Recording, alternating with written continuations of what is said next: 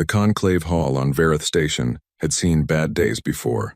It had seen the signing of 3 different ceasefire agreements, 2 of which failed within a decade. It had seen species walk out of sessions mid-sentence because they could not agree on water rights for a moon that neither of them actually needed. It had seen a Dorath general throw a data tablet at a Salenti diplomat and start a minor incident that took 4 years to formally resolve. But it had never seen anything like this. The hall was shaped like a bowl wide at the top, narrowing toward the center floor where speakers stood when they addressed the full body. The walls were pale gray stone quarried from Vareth's single continent, smooth and cold to the touch. 11 delegation platforms ringed the upper level, each one decorated in the colors and symbols of its species. The lighting was kept neutral, a compromise reached 100 years ago because 3 different species found different wavelengths physically uncomfortable, and no one had ever agreed on a better solution. Right now, none of that mattered. What mattered was the holographic map floating in the center of the hall.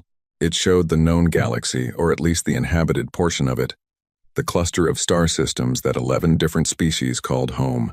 40 years ago, the map had been mostly green. Green meant free space, controlled by one of the conclave species, settled, developed, with populations and cities and history. Now, almost half the map was red. Red meant Krath. Ambassador Dorith Selwyn stood on the speaker's floor and looked up at the map the way a person looks at a flood that has already reached the 2nd floor of their house. He was tall, even for a Dorath nearly 7 feet, with long arms and a narrow face, and eyes the color of old copper. His delegation robes were deep blue with silver at the collar, the formal dress of a species that had once been proud of its formality. He had been proud of many things, once. 43%, he said. His voice was steady. He had practiced being steady. It was the most important skill he had developed in the last 20 years, because steadiness was the only thing he had left to offer. 43% of inhabited conclave space has fallen to Krath control in 60 years. In the last decade alone, the advance has accelerated. We are losing ground at a rate of approximately 2 star systems per standard year, based on current projections. He stopped. He pressed his long fingers together in front of him, a gesture his people made when they were choosing words carefully. Based on current projections, he continued, the conclave has between 12 and 15 years before the Krath reach a point of terminal advantage. After that point, mathematical recovery becomes effectively impossible. The hall was quiet, not the polite quiet of an audience listening. The other kind, the kind where a room full of beings who are very intelligent all arrive at the same conclusion at the same moment, and none of them want to be the first to say it. The Krath were going to win. That was what the map said. That was what the numbers said. That was what 60 years of war said, in the patient and indifferent language of data. Ambassador Selwyn stepped back from the floor and returned to the Dorath platform. He sat down carefully, like his bones hurt. They did hurt. He was 91 years old and had been doing this job for 30 of those years, and he was tired in a way that sleep did not fix. The Velhari ambassador took the floor next. The Velhari were small beings, barely 4 feet tall, covered in fine silver-gray fur that had evolved to keep them warm on a planet that spent 6 months of its year in deep winter. They were also, historically, the most committed pacifists in the conclave. They had gone 4 centuries without building a warship. They had resolved every conflict through negotiation, through trade, through the patient and sometimes maddening process of talking until both sides ran out of objections. Then the Krath had reached Velhari space. Ambassador Mirel, she had given up trying to teach non-Velhari how to pronounce her full name, placed both small hands on the speaker's podium, and looked up at the map. We built warships, she said. 11 years ago. We had never built warships. We had to hire Dorath engineers to show us how. We built 43 of them in 8 years. She paused. We have 11 left. She stepped back without saying anything else. That was the thing about the Krath. They didn't need to be cruel. They didn't need to be dramatic. They just advanced. Slowly, methodically, system by system, with a patience that felt geological. They would hit a defensive line and press against it, and press against it, and press against it, until the line moved. Then they would follow. They had never, in their entire recorded military history, hurried.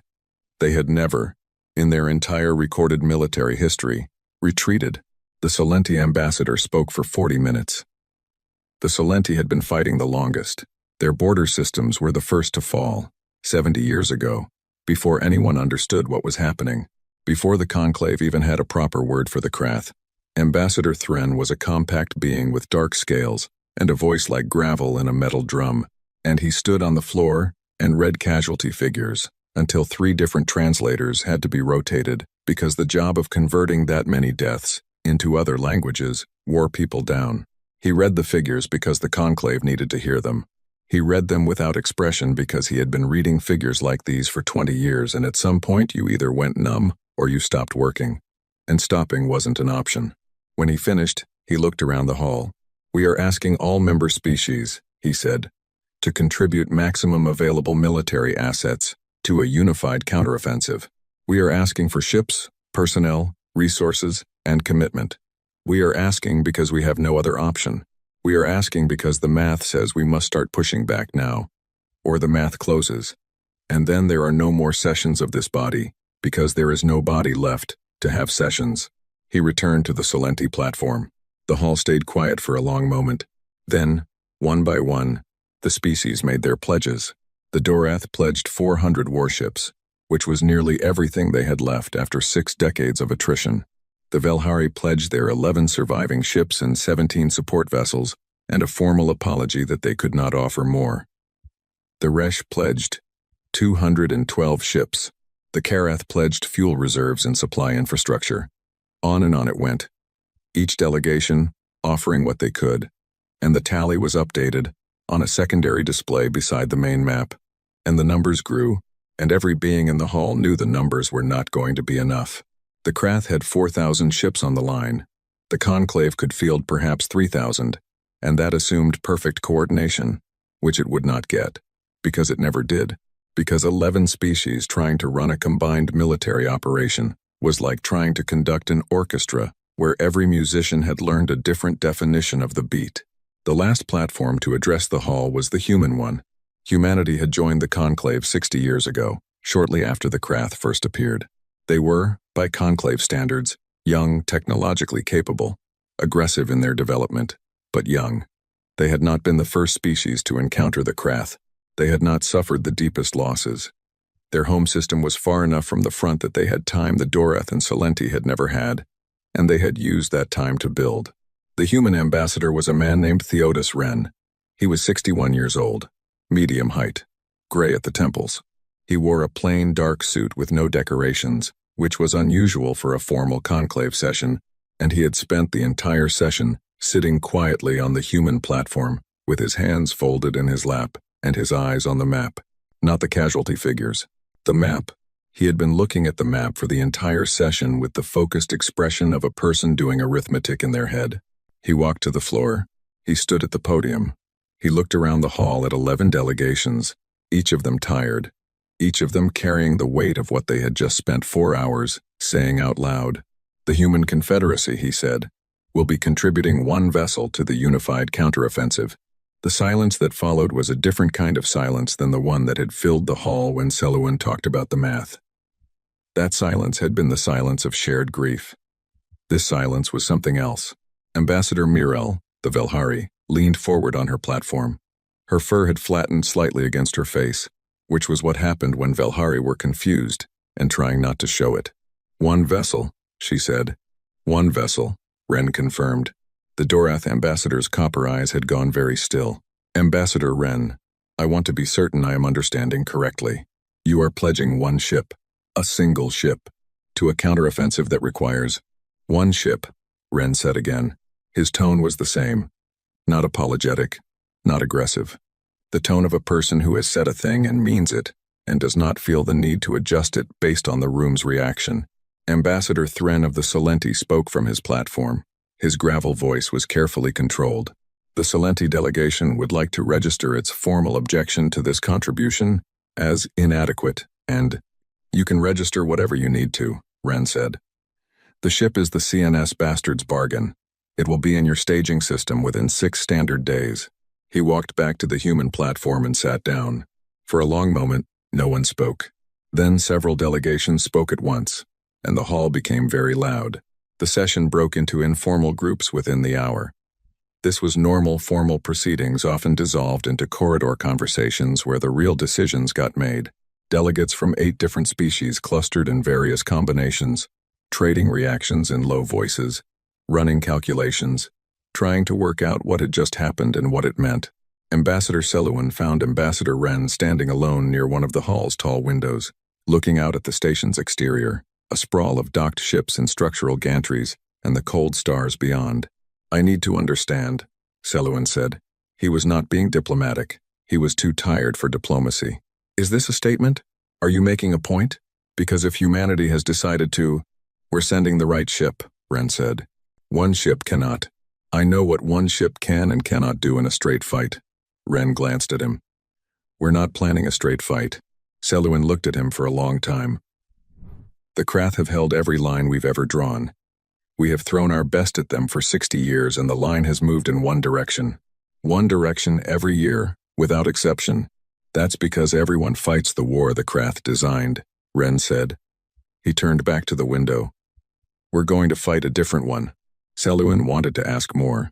He had 100 questions. But there was something in Wren's voice, not arrogance. Exactly. Something quieter than arrogance that made Selwyn stop. He had been doing this job for 30 years. He had learned, in that time, to recognize the difference between a person who was confident because they hadn't understood the problem yet and a person who was confident because they understood it better than anyone else in the room. He wasn't sure which one Wren was. He wasn't sure he wanted to find out. Back at the human delegation's secure communication room, Wren composed a short message to the human admiralty. It said that the session had gone as expected, that the conclave had registered formal objections, and that the bastard's bargain should proceed on its current schedule. He received a response 4 hours later. It said, "Already moving. ETA to conclave staging. 5 days, 17 hours. Commander Marsh sends her regards. She also says to tell you, and I quote, 'Try not to make any promises I have to keep.'" End quote. Admiralty Dispatch Office. Wren read that twice. Then he allowed himself a small smile, which was the most expression he had shown all day. He folded the message and set it aside and looked back at the star map on his room's display. The red and the green. The slow, patient arithmetic of loss. 60 years of one direction. He studied the map for a long time, not with grief. With the focused attention of someone who has been solving a problem in their head for 20 years and has finally gotten permission to use their hands. In the conclave's main communication center, the clerk responsible for logging formal military contributions to the counter-offensive updated the unified tally. The entry read, "Human Confederacy 1 vessel, Penitent Class Siege Engine, CNS Bastard's Bargain." She looked at the entry. She looked at the rest of the tally, the hundreds of ships from 11 species, the accumulated military weight of the entire conclave. She looked back at the human entry. She had been a conclave clerk for 12 years and had developed a policy of not having personal opinions about the political decisions she logged. It kept things simpler. She held that policy for about 4 seconds. Then she pulled up the Bastard's Bargain's public military file. Because she was curious. Because she was human in the way that bureaucrats are sometimes human when they think no one is looking. The file had almost nothing in it. Hull designation, Penitent Class. Crew complement, 847. Commission date, dimensions. The silhouette image that looked like someone had taken a standard warship design and made it angrier and heavier and then refused to clean it up. And at the bottom, added by the human admiralty 7 years prior, one administrative note. Classification, siege engine. Status, active. Note, do not contact crew regarding decommission schedule. Previous contact attempts created a situation. She read the note 3 times. Created a situation. The note did not say what situation. The file did not say what situation. There was no attached report, no incident record, no follow-up documentation, just those 4 words sitting at the bottom of a nearly empty file. Doing more work than 4 words should reasonably be able to do. She closed the file. She updated her log and moved on to the next entry. But for the rest of her shift, and for some time after, she kept thinking about that note. Created a situation. She had a feeling, the particular feeling of someone who has just looked at a door they cannot open and is not entirely sure they want to. That the situation was not the kind that got better when you looked at it more. Closely. She decided not to look more closely. This, she would later reflect, was the smartest decision she made that entire week. 5 days later, the CNS Bastard's bargain dropped out of faster-than-light travel at the edge of the conclave staging system. It was alone. It had traveled alone. It arrived alone, without escort, without fanfare, without any of the communication protocols that military vessels normally used when entering a system full of Allied ships. The sensor arrays of 4,000 vessels turned toward it at once. And for a moment, just a moment, the unified fleet of 11 civilizations went very quiet. Not because the ship fired, not because it did anything aggressive, because it was there, because of the shape of it, because of something in the way it sat in space that the sensor arrays could measure, but that none of the readouts quite had a word for. On the Dorath command ship, Admiral Sarath, who had given the order for more retreats than he could count, looked at the sensor image of the Bastard's bargain for a long time. Then he looked at his tactical officer. "Get me a channel to Commander Marsh," he said. His tactical officer opened the channel. There was a pause. Then a voice came through, a woman's voice, unhurried, with the particular quality of someone who has just set down a coffee cup. "Admiral Sarath," the voice said. "Good to finally be here. Where do you need us?" The staging system was called Harith's Point, named after a Dorath explorer who had charted it 300 years ago and found nothing worth staying for: no habitable planets, no useful asteroid fields, nothing but a stable star and open space in every direction. Open space was exactly what you needed when you were trying to organize 4,000 warships. Admiral Sarath had spent 6 weeks making Harith's Point into something that resembled a functioning military operation. 6 weeks of coordination meetings and logistics arguments and translation delays, and the specific kind of exhaustion that came not from working hard, but from working hard on a problem that didn't fully want to be solved. 11 species. 11 different command structures. 11 different ideas about what a proper formation looked like, what a proper chain of command looked like, what proper coffee looked like, the last one being a genuine source of conflict on 3 separate occasions. He had gotten it to work. Not perfectly, not even close to perfectly, but it worked in the sense that the ships were where they were supposed to be. The supply lines were flowing, and the officers from different species had stopped openly insulting each other, which was about as much as he had dared hope for. Then the Bastard's bargain arrived. It came in at the system's edge, which was standard. It did not use the established entry corridor, which was not standard, but not alarming. The Conclave's entry protocols were complex, and a ship traveling alone without a liaison officer might simply not have received the full briefing. What was not standard, and what could not be explained by a missing briefing, was the sensor data. Sarath looked at the data for a long time. The ship was old. That much was immediately clear. Warships, like most complex machines, showed their age in specific ways: hull scoring, repair patches, the subtle asymmetries of a vessel that had been rebuilt in sections over decades. The Bastard's bargain had all of those things. Its hull plating was a patchwork of different generations of material, some of it newer, some of it so old it had developed a specific kind of surface degradation that only happened after decades in deep space. But the age wasn't what held his attention. It was the shape. Human warships were, as a general rule, elegant. They favored long, smooth hull lines, streamlined forms that didn't strictly need to be streamlined in the vacuum of space, but that humans built anyway, because humans had an aesthetic preference that their engineers had never quite managed to fully suppress. Sarath had dealt with enough human ships to know what they looked like.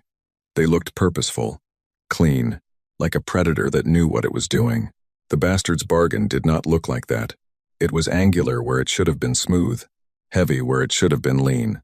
It had external structures that Sarath's analysts couldn't immediately identify: not weapon systems, not sensor arrays, not anything in the standard classification guides. Things bolted to the hull in places where nothing was normally bolted.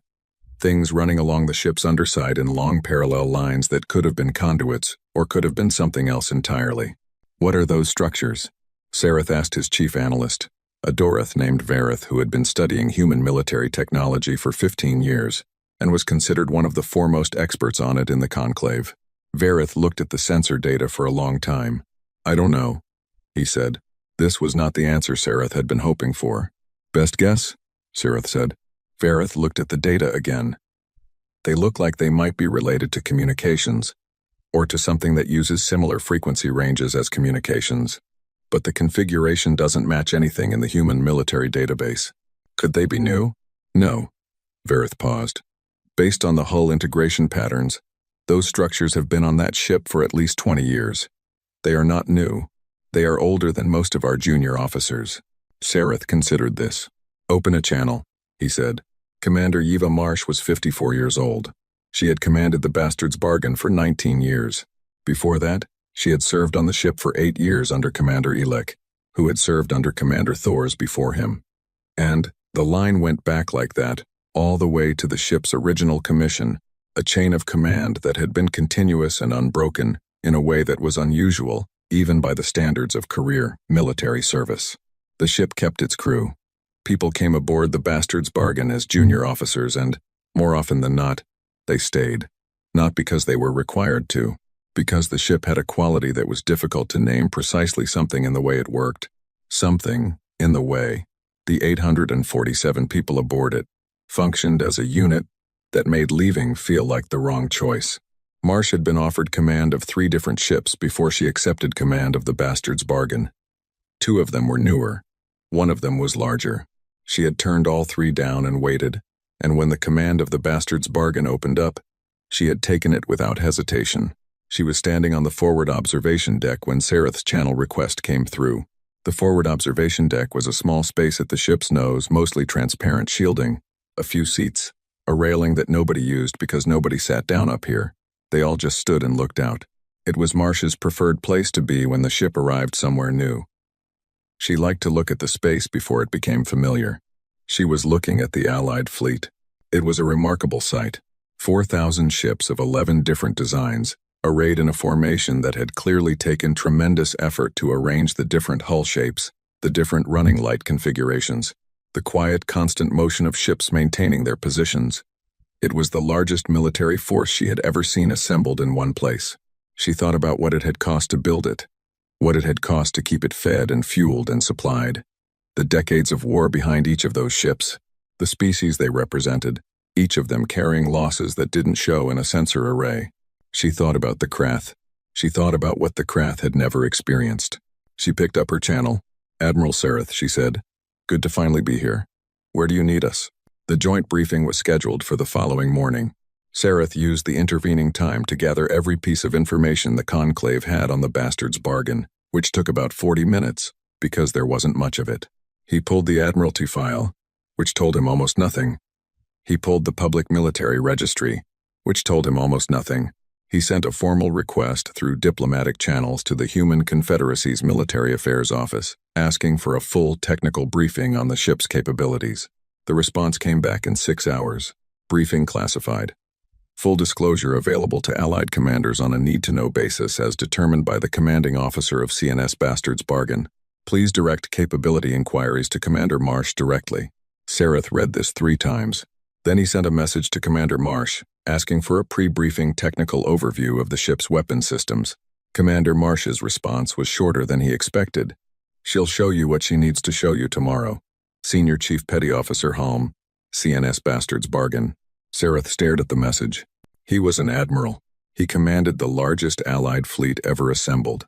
He had been personally decorated 6 times, though he didn't particularly enjoy thinking about the circumstances of any of those decorations.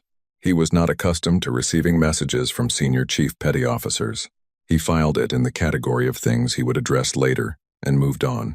The Krath Advance Fleet detected the Bastard's Bargain 40 seconds after it arrived in system. This was known because the Conclave had spent considerable resources building signal intercept capability along the Krath border, and those intercepts caught the automated response traffic that moved through Krath communication networks when their sensors tagged something new. The traffic that came back from the Krath detection systems was analyzed by the Conclave's intelligence teams within 2 hours. The analyst who wrote the summary was a Salenti woman named Pret who had been reading Krath communication intercepts for 11 years and had developed, over that time, a dry and heavily qualified writing style that expressed nothing more than the data directly supported. Her summary read, Krath Automated Threat Assessment System has logged CNS Bastard's Bargain. Assessment rating, 9.1 out of 10. For reference, no Allied vessel has previously been rated above 7.2 by this system. The ship has not fired. The ship has not maneuvered offensively. The ship has performed no action beyond arrival and standard station keeping. We do not currently have an explanation for this rating. She included a footnote. For additional context, the Krath Advance Fleet has reduced its forward movement rate by approximately 30% since the arrival. This is notable. She sent the summary to Admiral Sareth and then sat at her desk for a while, thinking about what a machine built to assess threats saw when it looked at a ship that hadn't done anything yet, and what that said about the ship. She didn't reach a conclusion she liked. The Solenti liaison officer assigned to maintain contact between the Allied command and the human ship was a woman named Farah. She was young for her rank 32, which was young for Solenti, and she had gotten the assignment because she spoke fluent human standard English, which fewer people did than the Conclave liked to pretend. Her job was to stay in contact with the Bastard's Bargain and report anything relevant to Admiral Sareth's staff. On her first morning, she established a communication link with the ship's bridge and introduced herself to the officer on duty. She filed a brief report, noting that the crew had been professional and courteous. On her second morning, she received a transmission from the ship's senior communications officer, asking if she needed anything: supplies, data, liaison support. She reported this as an example of the crew's cooperative attitude. On her third morning, she pulled up the ship's external sensor feed, a visual link that showed the Bastard's Bargain's exterior cameras, because she wanted to log what the ship's hull looked like up close for the technical annex of her report. She saw the crew. Not all of them, most of the crew were inside, doing whatever 847 people did on a warship that wasn't currently in combat. But there were people on the hull, in suits, working on those unidentified external structures that Vareth's team was still trying to classify, moving along the hull with the practiced ease of people who had done this 1,000 times. She watched them work. There was something about the way they moved that she couldn't immediately name. It was efficient, obviously, but it wasn't just that. It was comfortable. They were comfortable on the outside of a warship in a military staging system where the Allied fleet around them had been in a state of sustained tension for 6 weeks. They were having what appeared to be a conversation while they worked. One of them laughed at something. The laugh carried faintly through the suit communications that her feed was picking up at the edge of its range. She filed her report. She wrote, "The crew of CNS Bastard's Bargain appears to be in good spirits. I am choosing to interpret this positively. I am also choosing not to examine it too closely." She sent the report and went to get something to eat, and spent the rest of the afternoon periodically thinking about the crew member who had laughed, and what it said about a person that they could laugh like that, in that place, knowing what was coming. She didn't have an answer. Sareth convened the joint briefing the next morning in the Allied flagship's main conference room. 14 commanders from 7 species sat around a table that had been designed with significant effort to be equitable. Same seat height for all parties, which required adjustable furniture, because the Dorath were nearly twice the height of the Velhari, and both of them had opinions about proper seating posture. Commander Marsh arrived with 2 of her officers.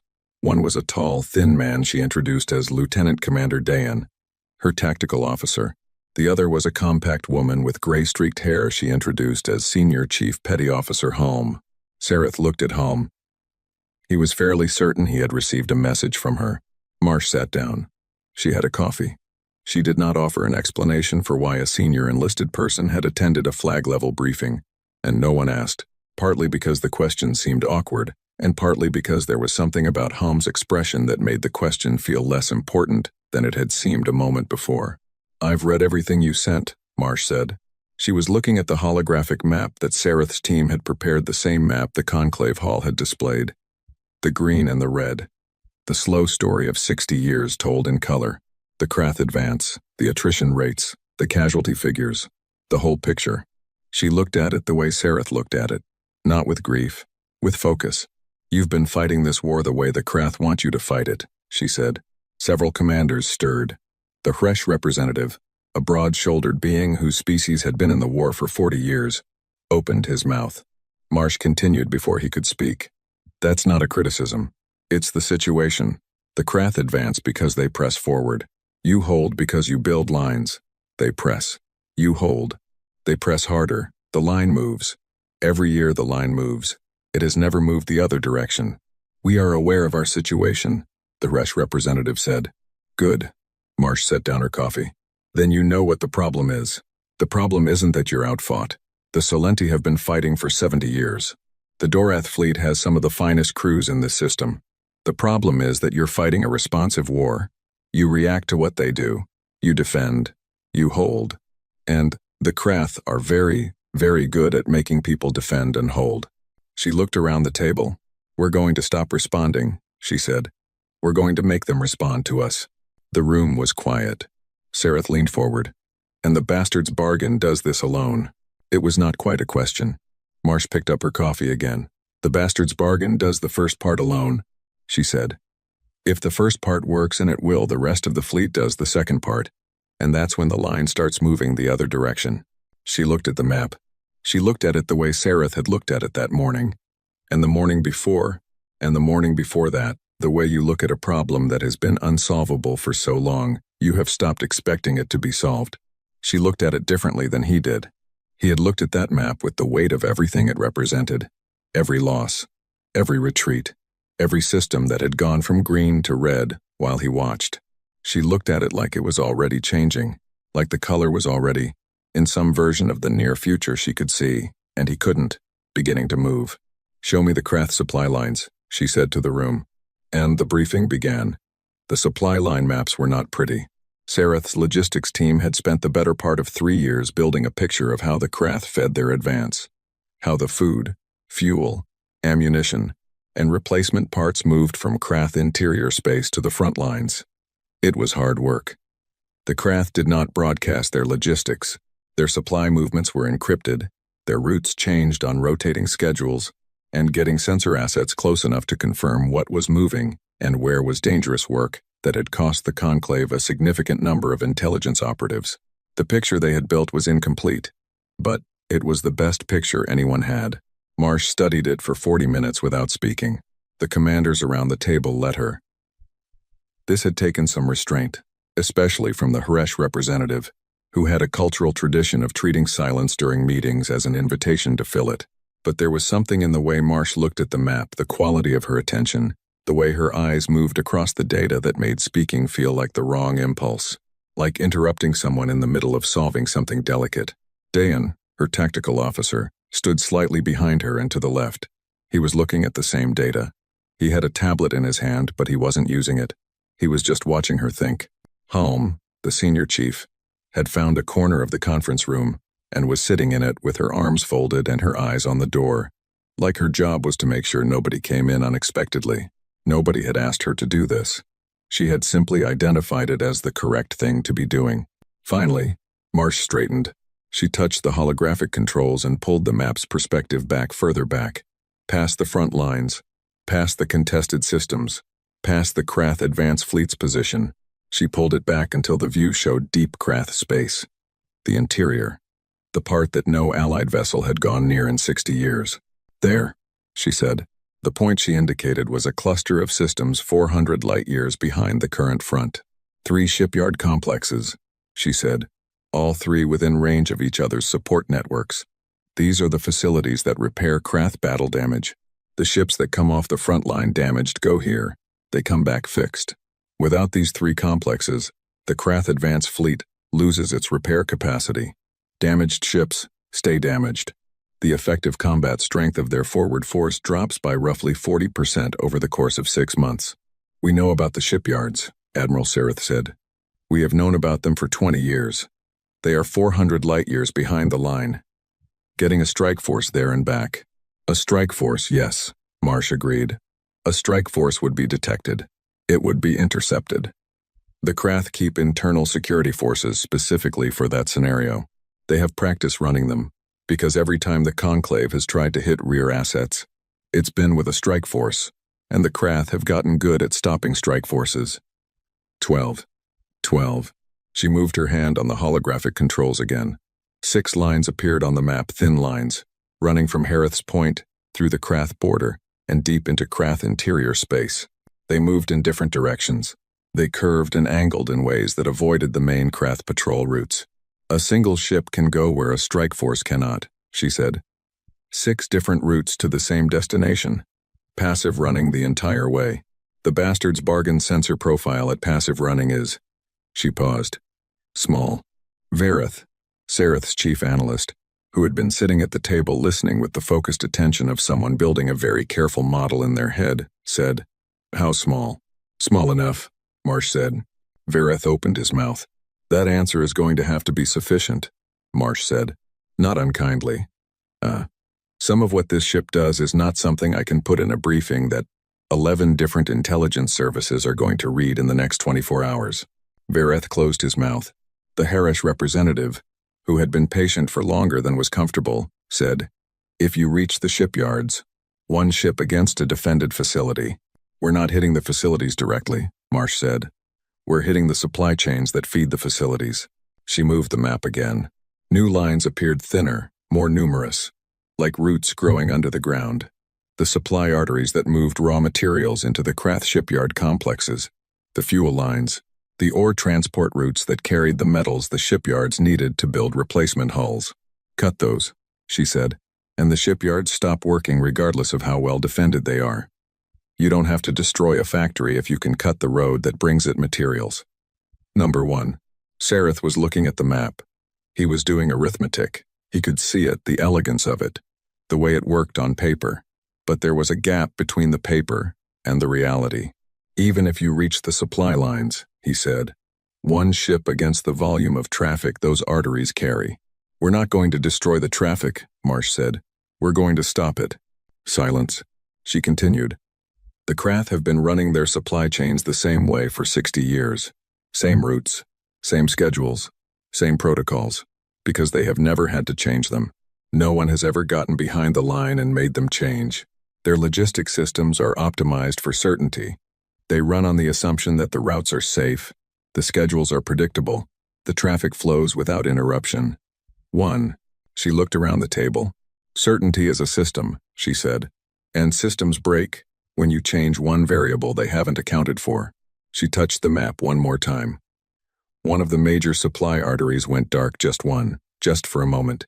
"One interdiction point," she said, "on a route that feeds 2 of the 3 shipyard complexes. The Krath logistics system will route around it. They'll find the workaround within 48 hours. But while they're rerouting," she touched another point. It went dark. "The alternate route goes down too. Another point, dark. And the secondary alternate. 3 dark points. 1 artery, effectively broken at 3 places simultaneously. Now the shipyards are waiting on materials," she said. "And while they're waiting, we're not at the shipyards anymore." She moved the map perspective to a different section of Krath space. A different set of lines. "We're here," she said. "Communications infrastructure. Specifically, the relay network that connects Krath High Command to the eastern flank of their advance fleet. The eastern flank runs 11 divisions. Those 11 divisions coordinate their movements based on real-time instructions from High Command. Without that communication link." End quote. "They operate independently," Dayan said. He had spoken for the first time. His voice was quiet. 11 divisions making tactical decisions based on what they can locally observe, without coordination. And 11 divisions, Marsh agreed, making different decisions, based on different local pictures, under the assumption that High Command's last instructions are still current. The Solenti representative, an older man named Thav, not the Ambassador Thren from the conclave session, but his military counterpart, said, "You can hold the communications link down long enough for the divergence to matter?" "Long enough," Marsh said. "And when the link comes back up and High Command corrects the drift, we'll be somewhere else," Marsh said. "And the eastern flank will have made 12 decisions that contradict standing orders, and High Command will spend 3 days sorting out which decisions can be undone and which ones created conditions that have to be dealt with first. Number 1. She folded her hands on the table. "The Krath do not fight confused," she said. "They have never fought confused. Their entire military doctrine is built on patience and certainty. They know where they're going, they know how they're getting there, and they move with the confidence of something that has never had a reason to doubt its own plan." She looked at Sareth. "We're going to give them a reason," she said. The briefing ran for another 3 hours. It covered the specific technical capabilities of the bastard's bargain in enough detail to satisfy most of the commanders present, and not enough detail to satisfy any of them fully. Marsh answered some questions directly and deflected others with a patience that was clearly practiced.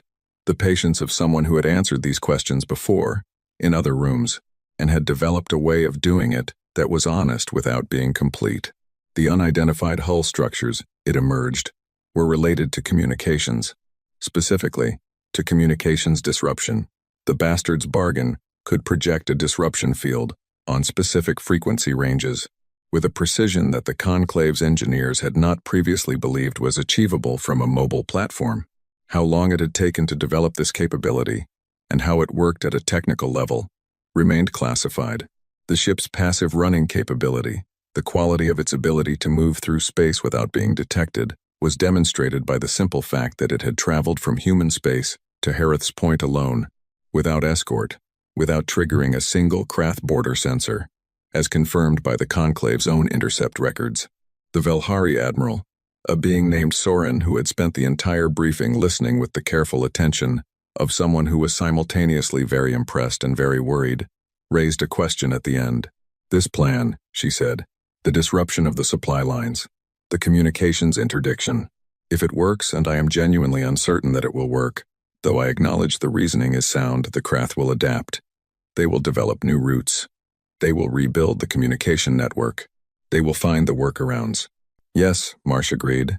So what does it actually achieve? Marsh was quiet for a moment. Have you ever seen an army lose a war it knew it was going to win? She asked. Soren looked at her.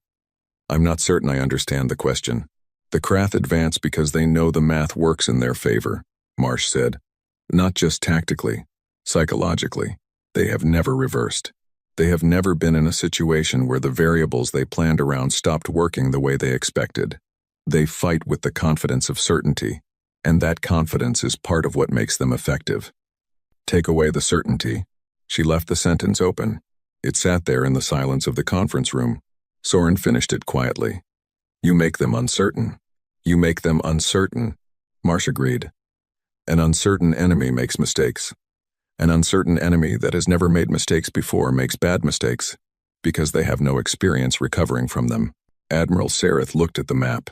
He looked at the lines that Marsh had drawn across it, the routes, the supply chains, the communication arteries, all of it laid out in a logic that he understood, that he could follow, that he could see working in the theoretical space of a holographic display.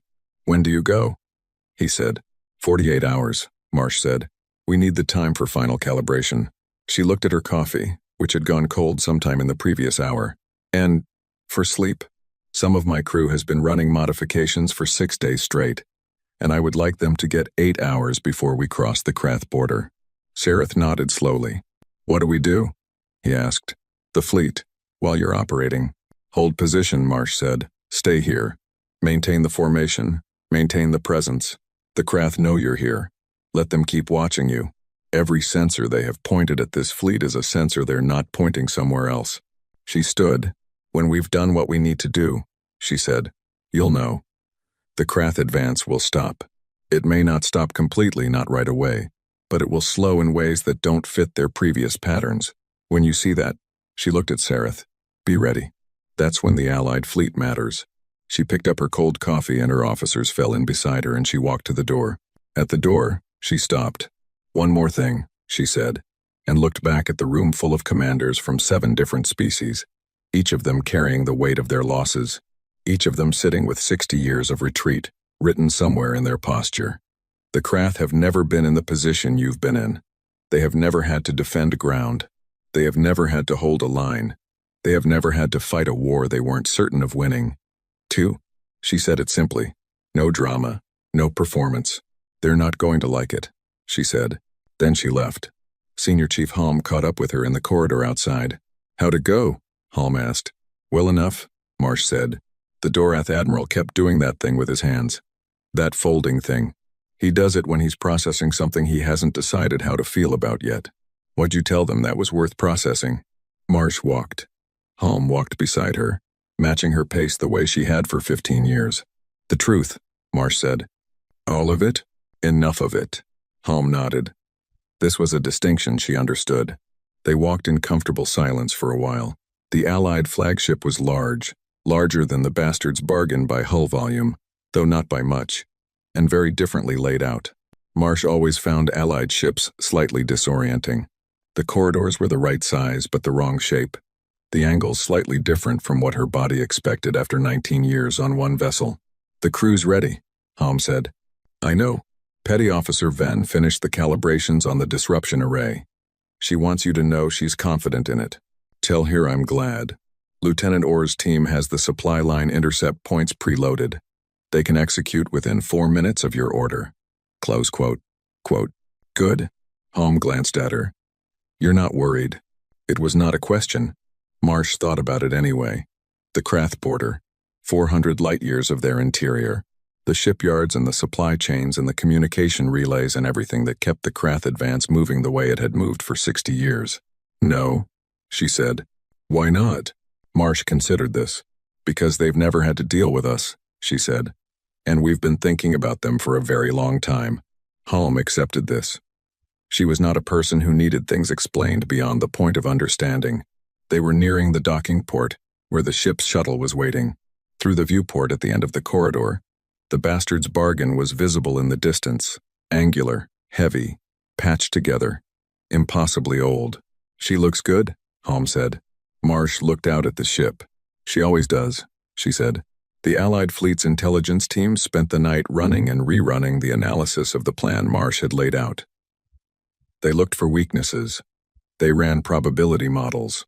They consulted each other across species lines in the specific way of people who have had enough of disagreeing and have found, in the face of a large enough problem, a way to just work.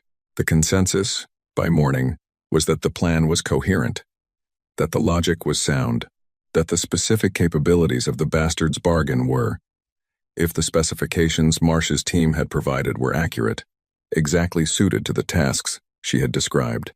The consensus also noted, in careful language that tried to be diplomatic and only partially succeeded, that the plan required a level of trust in one human warship and one human commander that was, historically, unprecedented.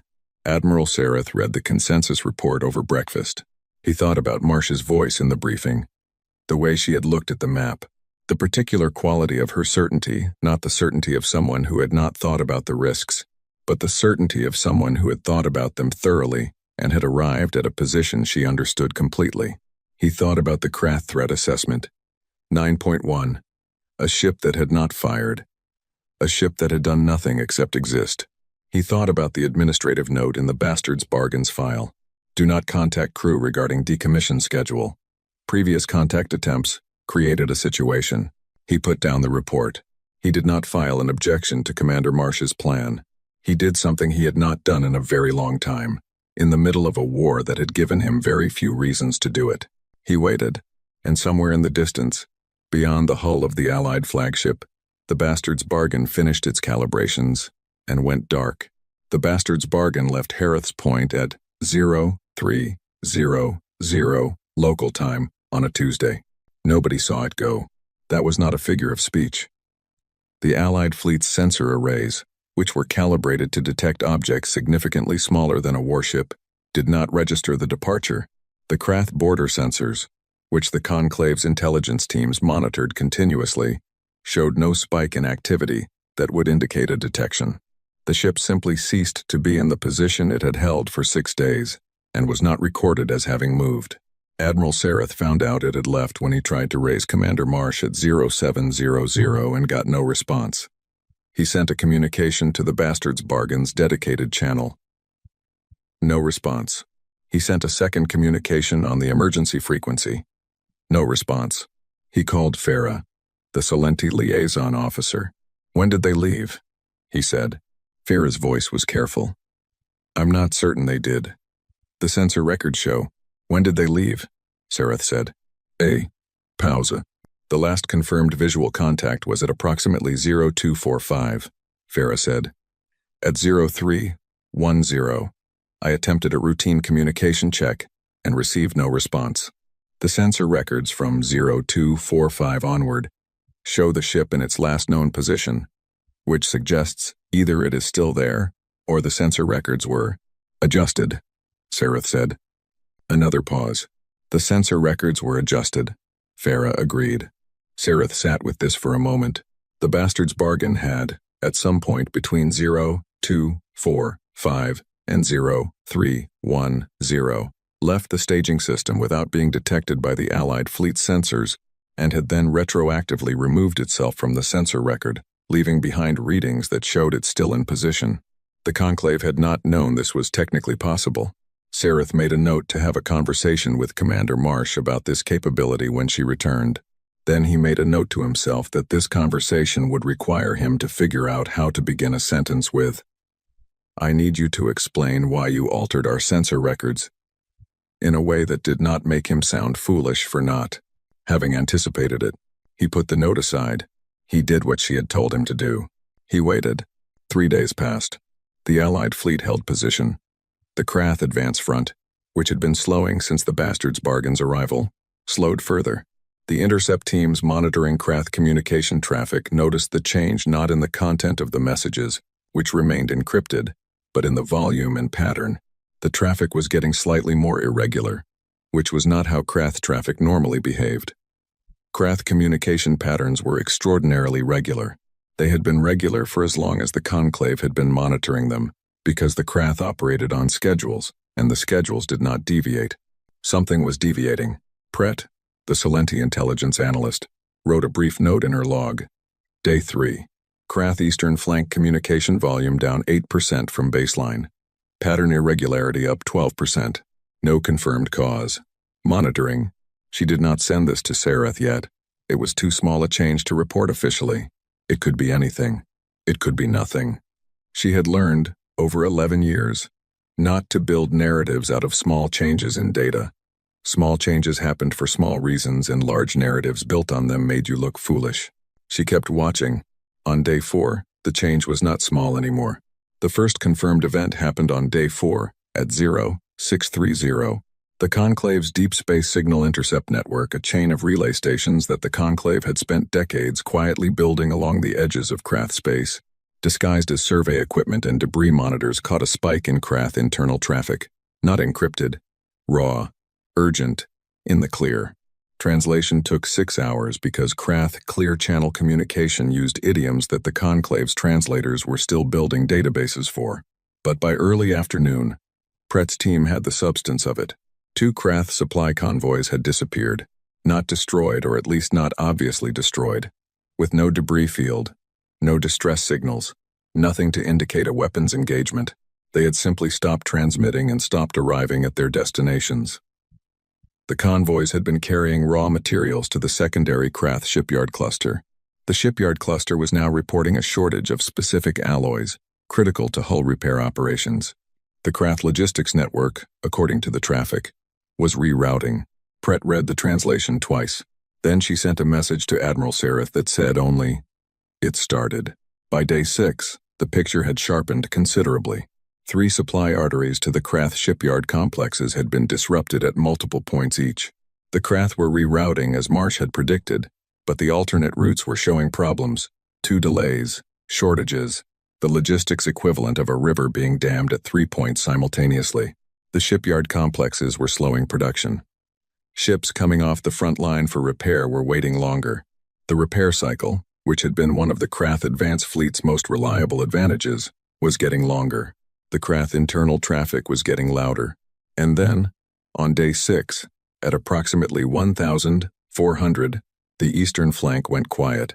Not completely quiet, but the communication link between Krath High Command and the eastern flank's 11 divisions, a link that had run continuously for as long as the Conclave had been monitoring it, went intermittent. Spotty, unreliable in a way that Krath communication had never been. In the Allied Fleet's Intelligence Center, the monitoring teams watched the pattern change in real time. Pret sat at her desk and watched 11 Krath divisions begin making independent decisions. She watched the high command messages to the eastern flank either fail to transmit or arrive late and disordered.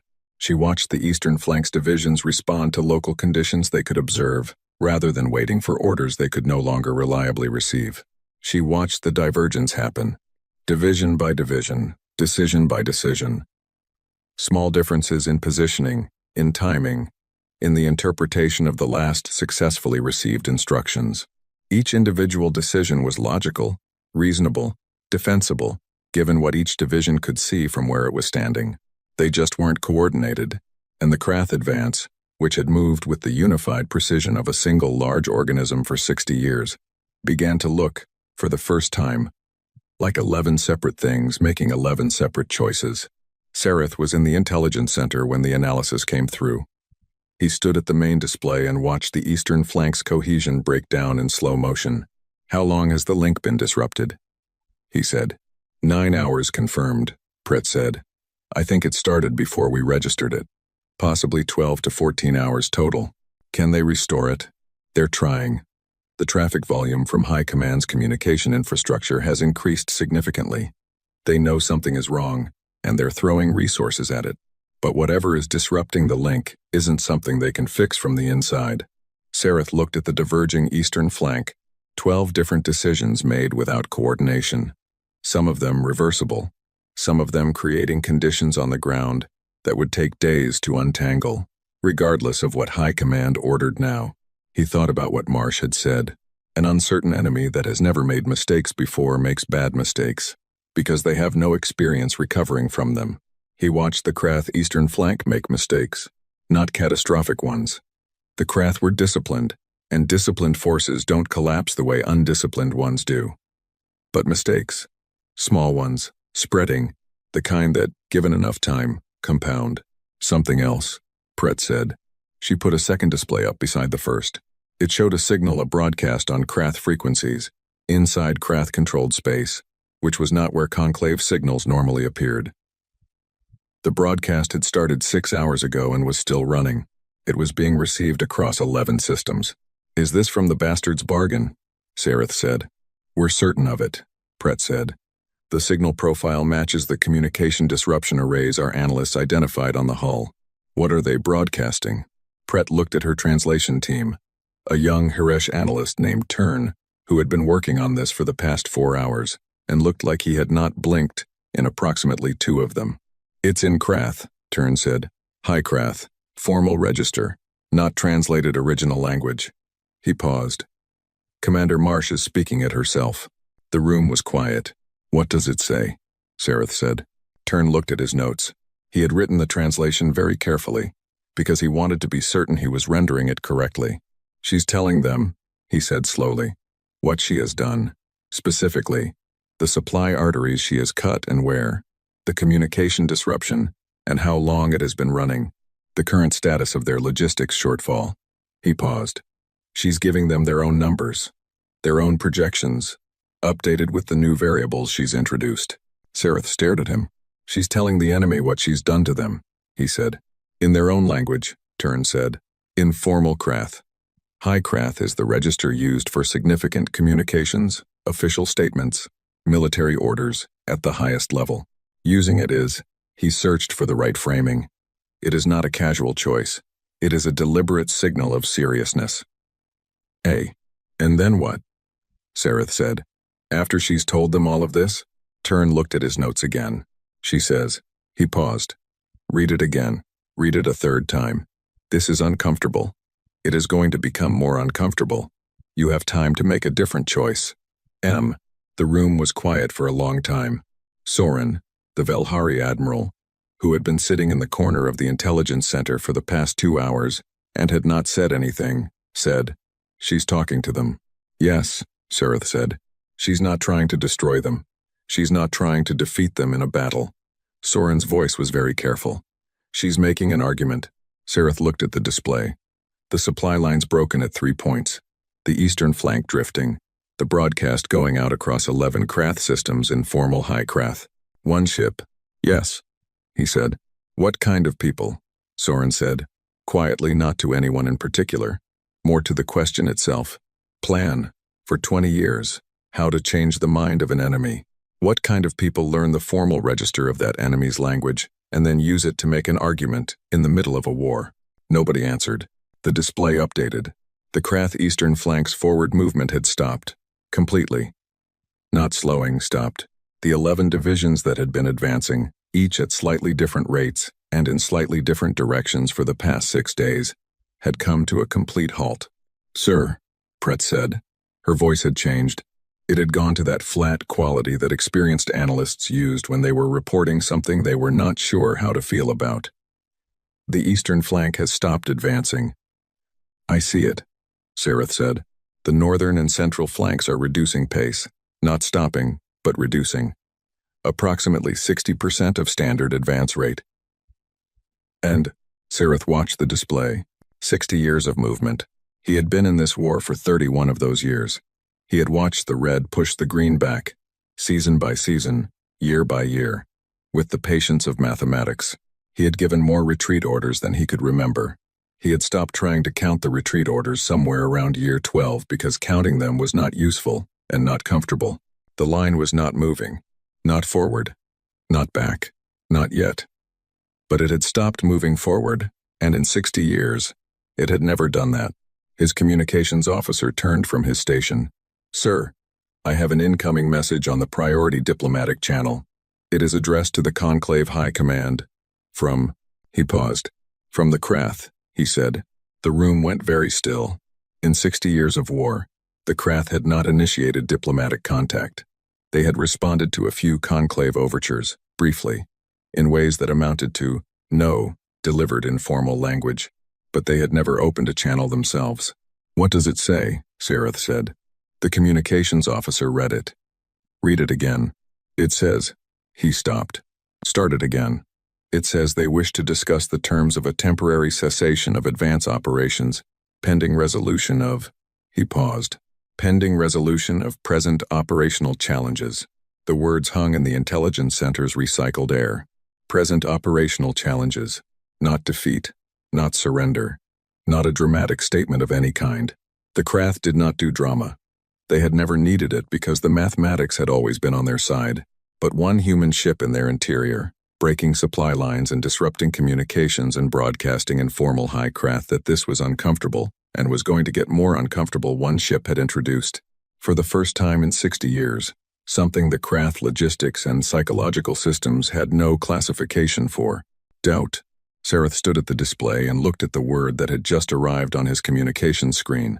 His tactical officer, a young Dorath named Selvar, who had been born after the war started and had never known a time before it, said, "Sir, what do we do?"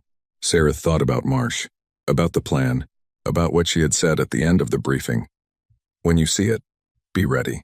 He looked at the display, the stalled front, the eastern flank motionless, the Krath communication systems working overtime to figure out what was happening to them. "We hold our position," he said, "and we wait for Commander Marsh to finish." On the Bastard's Bargain, deep inside Krath space, the crew did not celebrate. They were still working. There was no ceremony to interrupt, no moment of dramatic recognition. Petty Officer Venn monitored the disruption array's output and made small adjustments to maintain the communication interdiction. Lieutenant Orr's team tracked the supply chain disruption points and assessed where the next intervention would have the most leverage. The navigation team plotted the next leg of the route, calculating around the Krath security response that had begun to mobilize as the interior realized something was happening. Marsh stood at the tactical display and watched the data feed from the Krath networks. She watched the eastern flank stop. She watched the supply logistics slow. She watched, in the pattern of Krath communications, the particular texture of an organization that has encountered a problem it does not have a template for. She did not feel triumph. Triumph was not what this was. Triumph was for the end of things. This was the middle. "Second broadcast," she said. Dan looked at her. "Ready." The second broadcast was shorter than the first. It ran on the same Krath frequencies, in the same high Krath register. It said, "We have not harmed your people. We have not destroyed your ships. We have made your machinery stop. We can make more of it stop, or we can stop doing this entirely. The choice, as with all choices, belongs to the one who makes it." She turned from the display. "Get me a course to the third supply artery," she said, "and tell the crew they have 2 hours of downtime starting now." She walked to her cabin, which was small and plain and had been her cabin for 19 years, and she sat down and looked at the wall for a while. The wall had a map on it, not a holographic one. Paper, actual printed paper, which was unusual enough on a warship that several of her crew had asked about it over the years. It was a map of Krath space as it had been 20 years ago, when she had pinned it there, with lines drawn on it in red marker in her own handwriting. The lines were routes, 6 of them, curved lines running through Krath interior space toward specific targets. She had drawn those lines 20 years ago. She looked at them now. They looked exactly like the routes she had presented to the Conclave admirals in the briefing 3 days ago. 20 years. She had drawn this map 20 years ago. She had been running these numbers for 20 years. She had been waiting for 20 years for the moment when someone would say the right combination of words to the right person, and the bastard's bargain would get the order it had been built, shaped, and calibrated to receive. She had not wasted the years. Neither had the ship. She looked at the map for a while longer. Then she got 2 hours of sleep, which was what she had told the crew they were getting, because she believed in leading by example. The Krath withdrawal started on day 11. It was not a rout. It was not a collapse. It was orderly, systematic, and precisely managed, in the way that everything the Krath did was orderly, systematic, and precisely managed. They pulled back along the eastern flank first, the 11 divisions that had been sitting motionless for 5 days, accumulating contradictory standing orders from a high command that was simultaneously trying to fix its communication network, restore its supply chains, locate the source of its problems, and coordinate a military response to something that its planning infrastructure had no pre-established category for. The withdrawal was conducted with dignity. Nobody could take that from them, but they withdrew. The Allied fleet's sensor arrays caught the first movement at 0411 on day 11, and within 3 hours the pattern was confirmed. Eastern flank moving back. Not fast, not panicked, choosing to move, deliberately, ceding ground that they had held for years, and doing it on their own terms. But doing it. Prett's night shift team caught it first. The analyst on duty sent a single-line emergency notification to Admiral Sareth's personal channel that read, "Eastern flank is withdrawing, not a patrol adjustment. Full withdrawal. Waking you up now felt appropriate." Sareth was out of bed before the message finished its alert tone. He was in the intelligence center by 0430. The entire senior staff was there within 20 minutes. Nobody had needed to be summoned more than once. The word had moved through the flagship the way significant words always moved, not through the official communication system, but through the faster, quieter channel of people who had heard something and needed to tell the nearest person immediately. The eastern flank was withdrawing. By 0600, the northern flank was doing the same, more slowly, more cautiously, in smaller increments, but the direction was the same, back. For the first time in 60 years, back. The central flank held for another 6 hours. It was the strongest sector, the most deeply established, with positions that had been built up over decades. The Krath Central Command was clearly debating. The communication traffic from that sector was dense and irregular, the pattern of an organization running arguments through its channels faster than the channels were designed for. At 1,400, the central flank began to move. Back. The Allied fleet's war room was not built for the sound it made when the confirmation came through. The room held beings from 7 different species, and none of them had the same way of expressing the particular feeling of watching something stop that had been happening, without pause, for their entire professional lives. The Dorath had a vocalization for it, a low, sustained sound that several of them made without appearing to decide to. The Velhari were very still and very bright-eyed.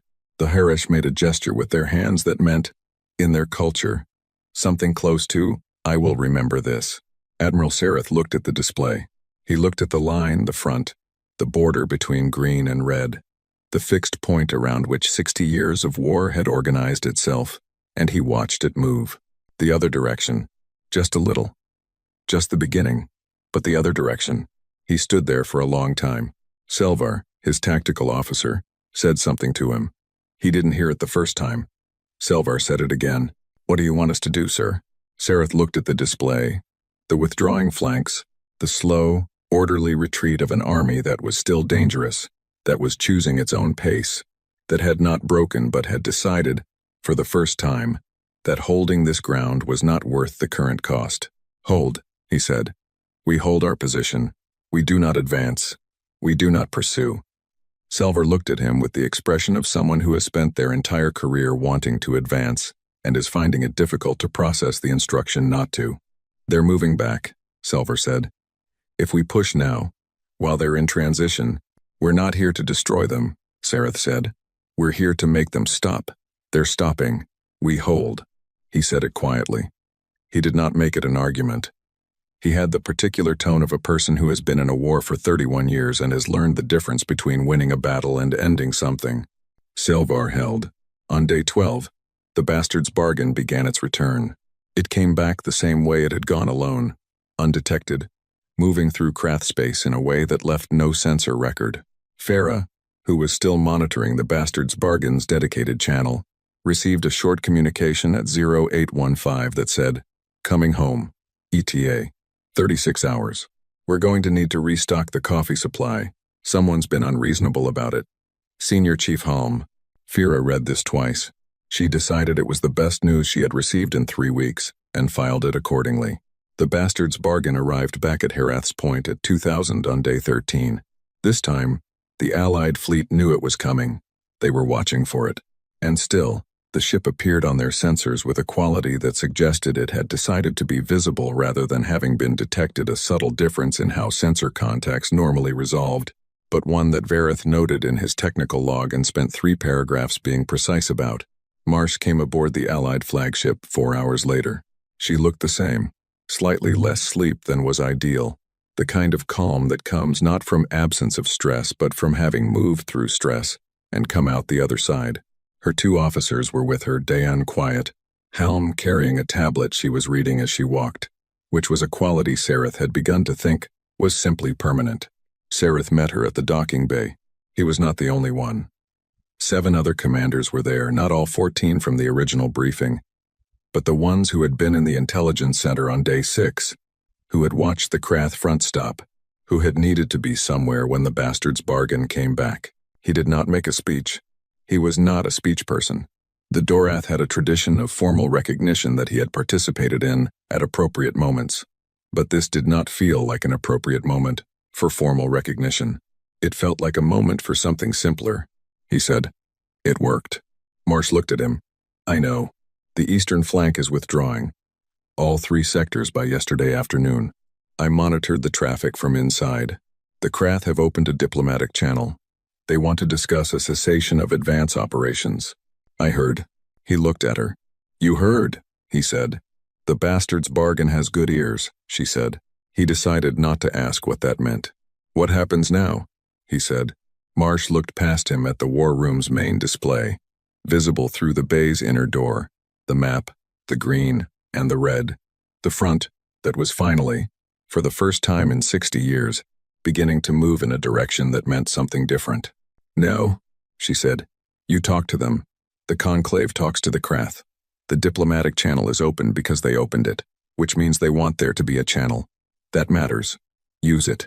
And if the talks fail..." Marsh was quiet for a moment. "Then we go back in," she said. She said it simply.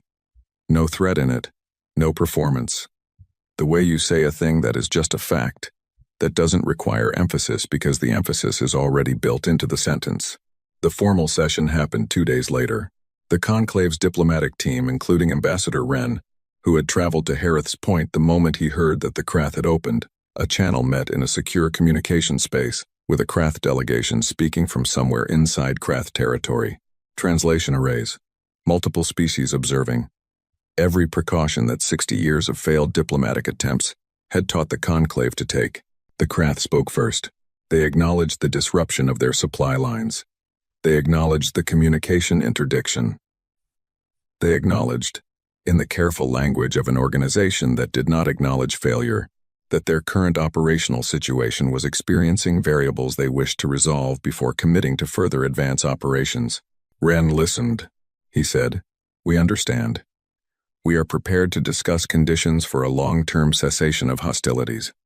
We believe a sustainable peace serves both of our peoples better than a prolonged conflict." The Krath delegation was quiet for a moment. Then they said, "Your vessel, the one that entered our interior, describe its classification." Wren said, "The CNS Bastard's Bargain, Penitent-class siege engine.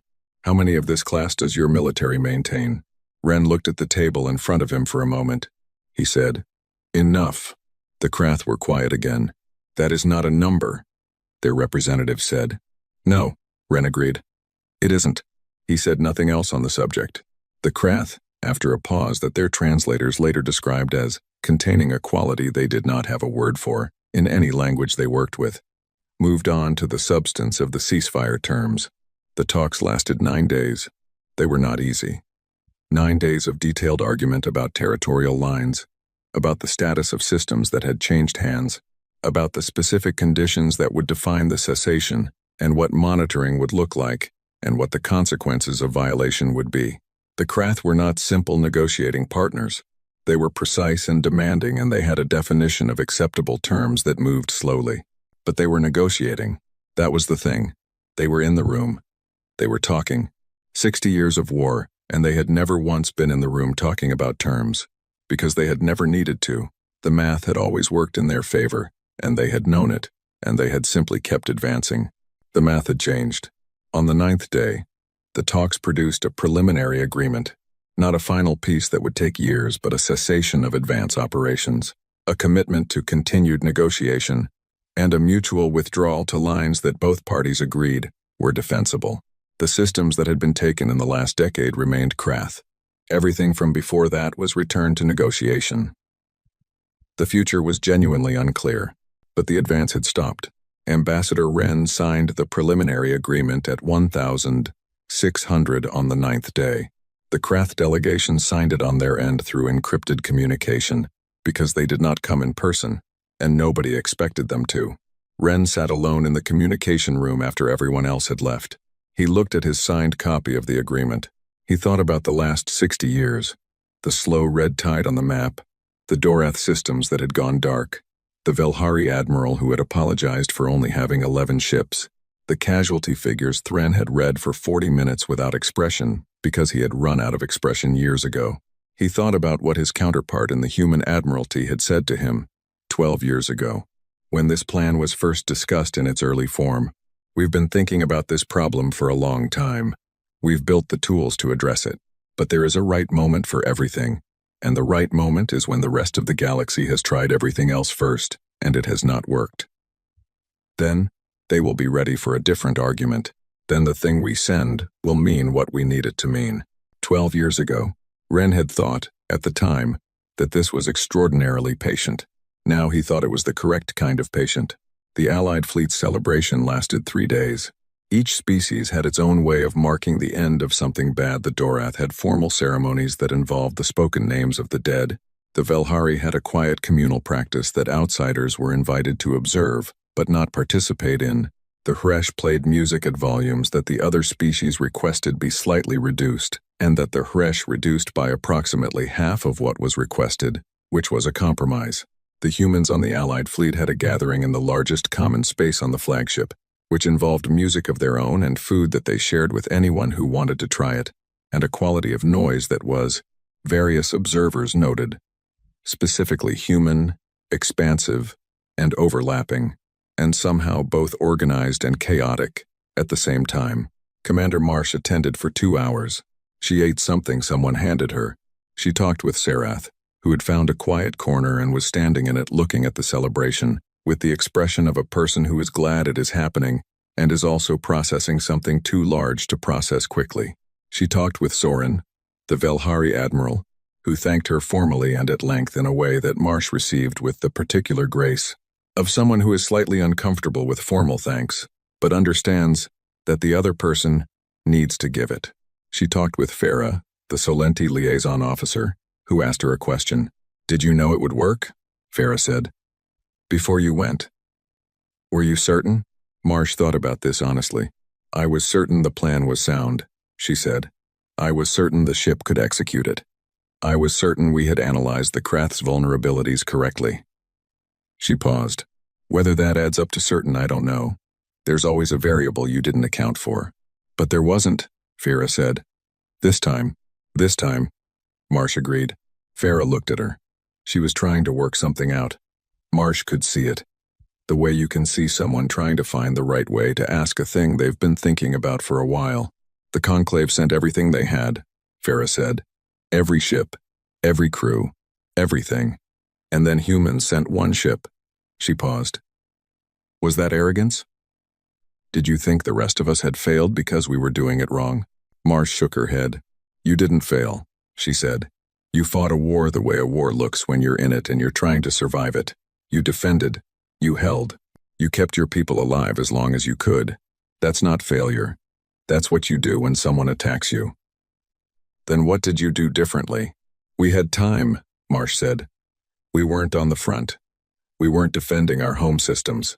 We had time to think about the problem from the outside, to build something specific for it, to wait for the right moment to use it.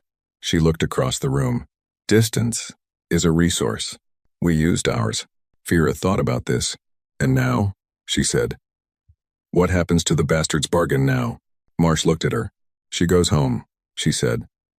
Get some work done on the hull plating on the port side. It's been needing attention for 8 months. There just hasn't been a good window. We restock. We recalibrate. We rest. And then, Marsh picked up a glass of something one of the human crew had handed her. She looked at it. Then we wait, she said. And hope the talking works.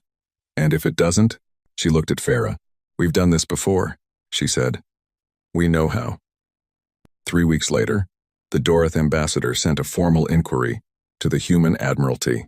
It was the inquiry that 6 other conclave ambassadors had been wanting to send since the ceasefire and had been arguing amongst themselves about who should send it. Seluan had sent it in the end, partly because he was the senior conclave ambassador, and partly because he was the one who had been in the war the longest and felt he had earned the right to ask the question that everyone was afraid to ask. The inquiry was 3 pages of formal diplomatic language that could be summarized as, how many ships like the bastard's bargain does humanity have? The human admiralty's response took 48 hours. It came back in standard diplomatic format. Proper header, official seal, the correct response code for interconclave military inquiries. 1 line. Enough. Ambassador Seluan read the word. He read it again. He had expected a number. He had expected a number he might find alarming or reassuring or both. He had prepared himself for a number. Numbers he knew how to handle. Numbers could be evaluated, compared, assessed against other numbers, placed in context. Enough was not a number. Enough was an answer that contained a number and refused to give it to you. Enough was the kind of answer that a person gives when they have thought very carefully about what the question is really asking, beneath the question, and have decided to answer that instead. He sent the response to Soren. Soren forwarded it to Thav. Thav forwarded it to 6 other officers. Within 12 hours, every military commander in the conclave who had been at Harith's Point had seen the word. They sat with it. They sat with it the way you sit, with something that doesn't resolve, that stays open, that keeps doing its work even after you've put it down, that reaches back and finds you in quiet moments when you're thinking about other things. Sareth read it in his office on the flagship, which was still at Harith's Point pending final stand-down orders.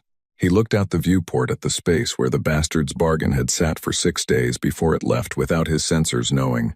He thought about the ship, about its hull, patched and heavy and old, about the crew of 847 people who had laughed at something on the hull while the rest of the galaxy tensed around them, about Commander Marsh's voice unhurried, the quality of someone who had been thinking about a problem for 20 years and had simply been waiting for the moment to work on it. He thought about the word enough. He thought about what it meant for a species to look at a war that had been running for 60 years and say, we've been thinking about this. We've been building for this. We've been waiting. He thought about the gap, the distance between what humanity had done and what humanity had not done. 1 ship. 1. Not because that was all they had, because that was what the situation called for, because that was what enough meant. Soren's voice came through his communication line. She had been quiet since the ceasefire, processing things in the careful Velhari way. Have you read the Admiralty's response? She said. Yes, Sareth said.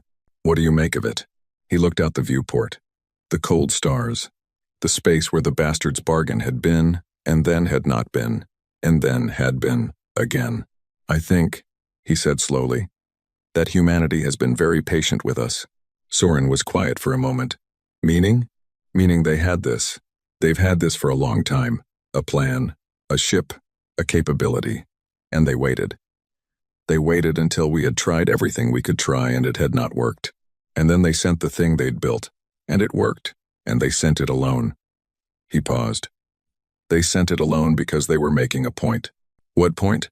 He looked at the word enough on his display. That this was proportionate, he said.